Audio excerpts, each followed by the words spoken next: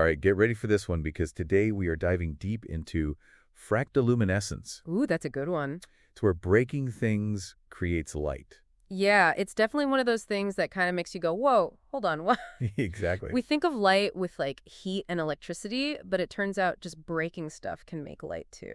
So we're talking about more than just glow sticks, right? Oh, yeah, Those have always been kind of magical to me, but this sounds like a whole other level. for sure. We're talking earthquake lights and like high-level materials science. Whoa. Okay, I am intrigued. It's all tied to this idea of fractoluminescence. So how does breaking something create light? Is it like friction or something? That's a really good question and actually a common misconception. Oh, really? Yeah, so friction can make light like rubbing a balloon on your hair. Right, right. But fractoluminescence is different. It's more about the energy that's like stored in the chemical bonds of a material. Okay. When you fracture something, you're breaking those bonds and that releases energy. Yeah. Some of that energy comes out as heat, but with some materials, a bit of it becomes light.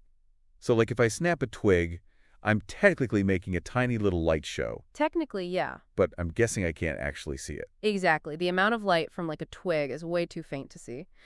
To actually see fractoluminescence, you need materials with a specific structure where the bonds are ready to just release a bunch of photons when they break. Okay, so what kind of materials are we talking about? Well, there's some pretty common ones, actually. Think Gotcha. wintergreen lifesavers. You know how they kind of spark in the dark when you crush them? Oh, yeah. That's fractoluminescence. No way. I always thought that was some kind of trick they did. Nope, pure science. Really? The sugar crystals in those lifesavers, they're structured in a way that makes them really good at fractoluminescence. Interesting. When you bite one, you're breaking those sugar bonds, and some of that energy becomes light. So every lifesaver is like a tiny fireworks show in my mouth. Yeah, you could say that.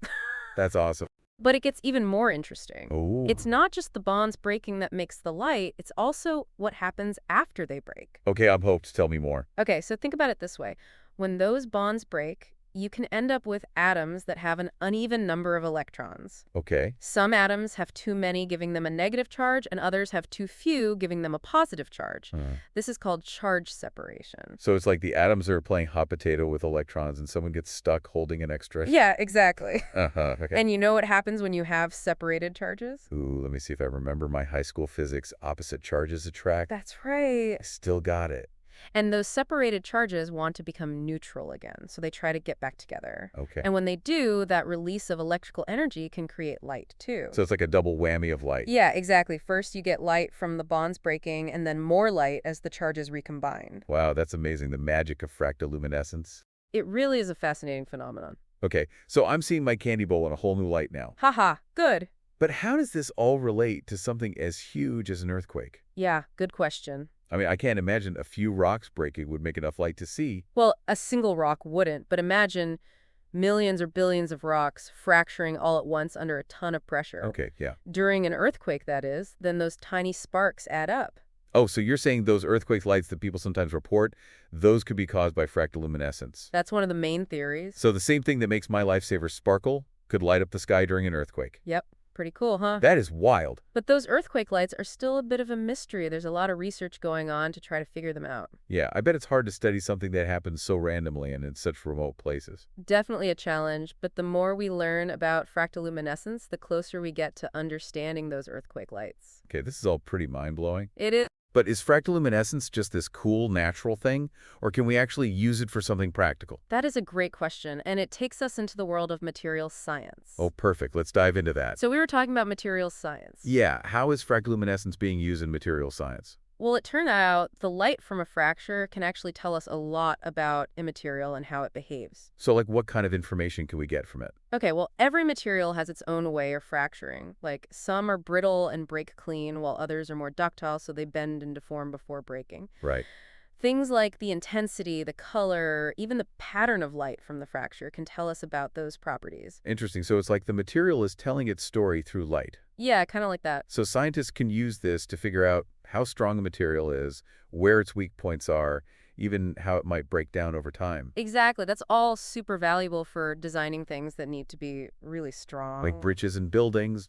Yeah, all that stuff. Airplanes, spacecraft even. Makes sense. If you know how something is going to break, you can try to stop it from happening. Right. And it's not just about preventing failure, though. We're Yeah. also using fractoluminescence to develop totally new materials with better properties. Okay, now that's interesting. What kind of new materials are we talking about? One area that's really exciting is self-reporting materials. What, like the material sends you an email when it needs a checkup? Haha, not quite, but it's a similar idea. Okay. So imagine like a bridge or an airplane wing that glows when it's under stress, or if a crack is forming. Whoa, that would be Yeah, it'd amazing. be like a built-in warning system. How would that even work? Do they put little lights in the material or something? It's actually cooler than that. Okay. They mix materials that do the fractoluminescence thing right into the structure itself. Huh. So if that part gets stressed or starts to crack, boom, you get light. So it's like the material itself is saying, hey, something's wrong here. Yeah, exactly. That's amazing. That could really change how we do safety inspections. Right, we could spot damage way before we could ever see it with our eyes. And that could prevent some serious accidents. Absolutely, it could save lives. This could be used for everything: buildings, airplanes, even medical implants. Oh yeah, definitely. Like imagine if your hip replacement could warn you about a problem before it failed.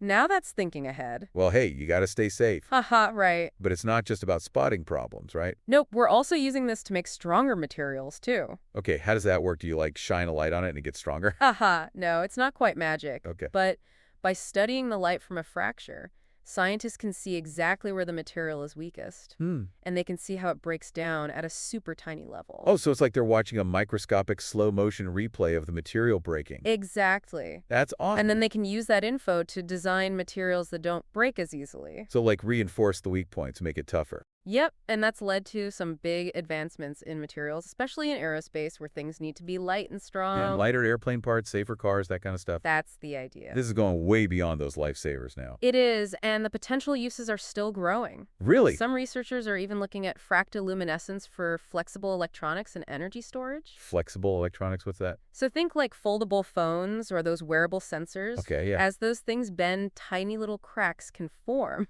Like using materials that do the fractoluminescence thing, scientists can keep track of those cracks and even design materials that don't crack as much. So you're turning something that's normally bad, a crack, into something good. Yeah, exactly. It can actually help us make more durable stuff. That's pretty ingenious. It is.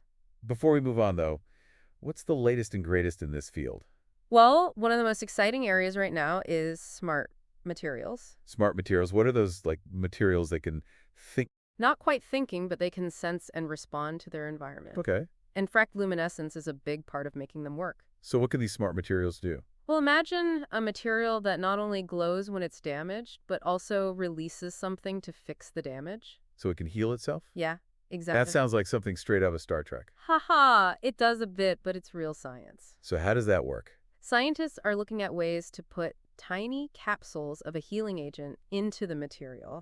When there's a crack and you get that fractoluminescence, it triggers those capsules to release the healing stuff. Whoa, so we're not just making things stronger, we're making them self-healing. That's the goal. And this could be huge for everything from infrastructure to medicine. Yeah, like self-healing bridges or bones. Exactly. It's almost like we're blurring the lines between living things and engineered materials. This whole thing with fractoluminescence is really amazing. It is. It's got so much potential. I'm really excited to see where this goes. Me too. It feels like we're at the start of a materials revolution. And it all starts with breaking stuff. Haha, that's one way to put it. Well, this has been an awesome deep dive into fractoluminescence. Yeah, it has. I've learned so much. Glad to hear it. I'm definitely going to look at my candy bowl differently now. Good. Keep asking questions and exploring. Who knows what you'll discover. Man, we've really explored this whole fractoluminescence thing. Yeah, it's pretty amazing. From candy to earthquake lights and even self-healing stuff. There's a lot to it. I'm still really fascinated by those smart materials you were talking about. Yeah, those are cool. It's like science fiction, things that can actually repair themselves. I know, right? But it's a real science we're talking about here. Yeah, you said that before, but it's still kind of hard to wrap my head around it. It is pretty wild. It's like we're trying to copy how nature heals itself. That's a good way to think about it. And fractoluminescence is like the key to making it happen.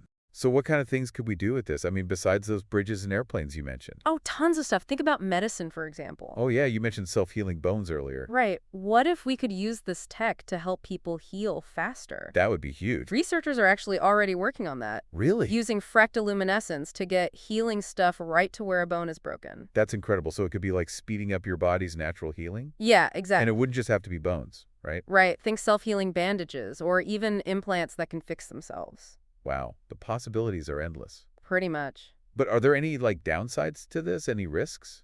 That's a good question, and it's something scientists are thinking about. Because it sounds too good to be true almost. Well, like with any powerful technology, there's always a chance things could go wrong. Like what if the material heals in the wrong way? Yeah, that's a possibility. We need to make sure the healing is controlled and predictable. So it doesn't like make the material weaker or something. Right, we don't want to create new problems while we're solving old ones. And what about the environment? Are those healing agents safe?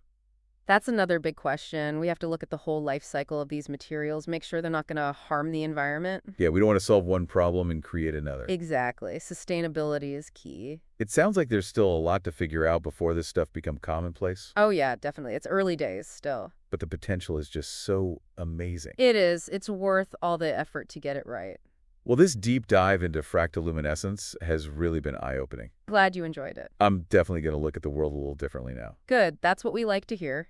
Thanks for joining us today. My pleasure. Always happy to talk about cool science. And to all our listeners out there, keep exploring and keep asking questions. Who knows what you might discover?